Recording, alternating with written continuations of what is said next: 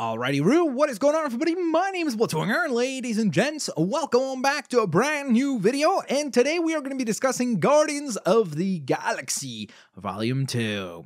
So I saw the film last night, and really did want to record a review for you guys last night, and I tried 3 different times, but ended up coughing up the entire recording, and that just isn't particularly pleasant. So that is why also today, I'm actually going to try to do this as just a voiceover recording without any video, because the problem is, if I start coughing on camera, then you can tell, and it's a lot more difficult to edit around that. So I apologize that there is no video per se, of me, but I'll get you guys some gameplay and some pictures and stuff like that to look at. So, with all that in mind, ladies and gents, let's discuss Guardians of the Galaxy Volume 2. I do want to actually quickly preface this, that this is going to be a spoiler-free review, and I would appreciate if you guys weren't jerks and didn't put any spoilers in the comments section down below. I'm sure somebody will still do it.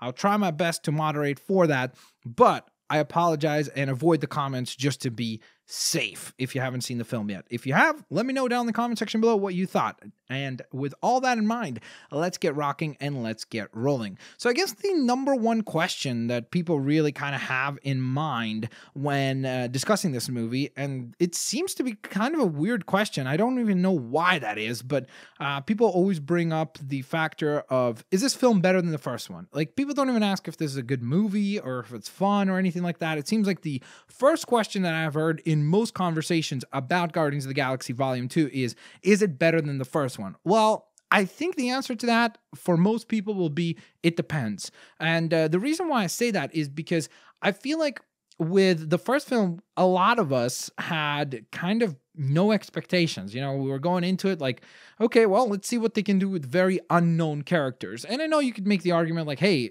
back in 2008, Iron Man was the same case. Like, a lot of people didn't know who Iron Man was, and we were going in with lower expectations or no expectations, and therefore, it's a lot easier to surpass something that you're not even expecting, so to speak. But I think that for me personally, going into this film, what I wanted to see was a bit more of a personal story, because as much as I like the Marvel Cinematic Universe, or I would even go as far as to say love the Marvel Cinematic Universe, because I think it's awesome and everything that they've accomplished is pretty spectacular, I haven't been particularly fond of the direction we've been heading in with all the movies, where more and more the individual films start to feel like Avengers movies. And I know some people love that, and don't get me wrong, Civil War was amazing and it had one of the greatest action set pieces ever in the airport scene. But for me personally, I would rather if the personal movies or the singular movies remained exactly that. I want those stories to be about those characters. I don't want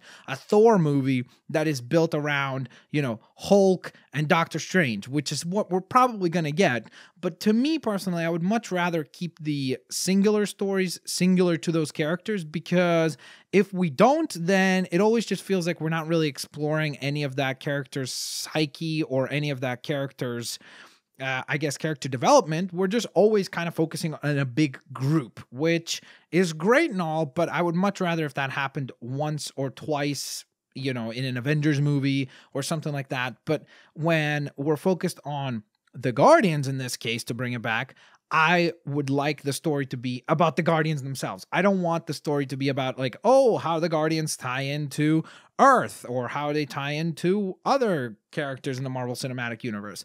So that was my kind of expectation going into this movie. I really, really wanted that.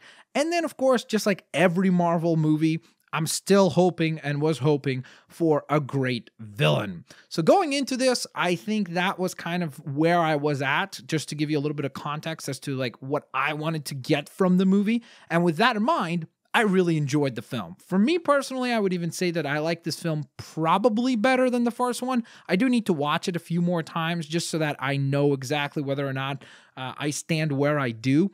But I really did enjoy a lot about this movie. I absolutely agree with the people who mentioned that there are some flaws with the film. It almost is, to an extent, a little bit too funny for its own good. And what I mean by that is sometimes they insert jokes into areas that were very emotional, and it worked a couple of times, but most of the time it just kind of lost a lot of the gravitas or a lot of the emotional impact of those moments, because there would be a joke that wasn't particularly well crafted either, that would kind of like poke fun at that moment. So for me personally, I agree with that.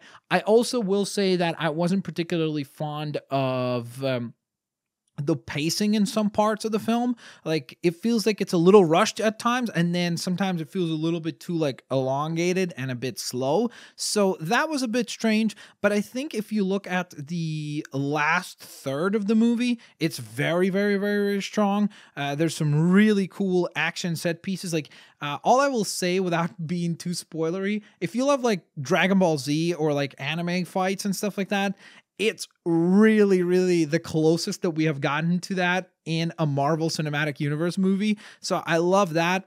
I also really want to discuss a couple of things that are spoilery, but I don't want to do that in this review. Let me know if you would like to see a spoiler review down in the comment section below, and drop a like on the video. That will let me know that you guys want to see another one of these, but much more in-depth and much more of a spoiler talk, because I would love to talk about some of the elements that were in this movie, but I don't want to spoil anything. So I'm kind of tippy-toeing around some topics. So hopefully that makes sense. Now, with all that in mind, a thing that I was kind of divisive on was the soundtrack, because I really thought that the music, like the actual songs, were great this time around as well. I don't think that they were quite as pop or quite as mainstream appeal as the first film had. Like, I don't think people are going to be like, ooga chaka their way out of Guardians of the Galaxy Volume 2. But the songs that were here were a lot more emotional and impactful to the story itself, which I think was very telling of what kind of a movie this was compared to the first one. Now, what I didn't like particularly is the scores, and there's lots and lots of videos out on the internet discussing, I don't remember the name of the channel, maybe it was like Every Frame a Painting or something like that. They did a really cool video discussing how a lot of the Marvel Cinematic Universe scores are not particularly memorable. And the score for this movie is like, I don't know why, I feel like they're starting to blend together with the Avengers scores and the other scores in the Marvel Cinematic Universe, which is not a bad thing, because I guess we know that, like, hey, that's the score of the Marvel Cinematic Universe. But I would have much rathered if they had a more like their heroic theme that they have, if it was more specific to the Guardians, instead of just having something that is so similar to the other stuff that we saw in the Marvel Cinematic Universe. Now, the other really cool thing about this film is that it kind of finally reties some connections into the Earth side of things from the Guardians, because so far we've been mostly in space, and we know that Peter Quill is, of course, from Earth, but other than that, we haven't really had too many connections to Earth. So that was really cool, too, that they kind of started to, pepper a little bit of those elements into the future of the films. So with all that in mind, for me personally, I need to watch the film once more to really tell you 100% like, hey, this is a better film for me than Guardians of the Galaxy Volume 1. But right now, as it stands, I'm definitely leaning that way, because there's a lot of stuff in the story, first of all, that I found very personal and kind of fit to me specifically, like could relate to Mr. Star-Lord. So in that sense, I really liked it. And then additionally to that, I just really thought it had some really beautiful moments, like really, really, really great emotional moments. And I think that the ending of this movie might be one of the best, like, emotional scenes that we've gotten from any Marvel Cinematic Universe movie, because they did such a good job of how they executed that. And I really, really did enjoy that quite a bit. So that was really quite cool to see. So with all that in mind, ladies and gents, let me know what you thought of Guardians of the Galaxy Volume 2 down in the comment section below. Please, again, try to be kind and do not spoil the film, because there are plenty of people who have not yet seen the movie. So be considerate. Do not be a jerk in that sense. Thank you guys so very much for watching today's video. I hope you guys enjoyed it, and I hope to see each and every single one of you lovely, lovely folks here on the next one. Peace out. I'll see you later, alligators. Bye-bye, everyone.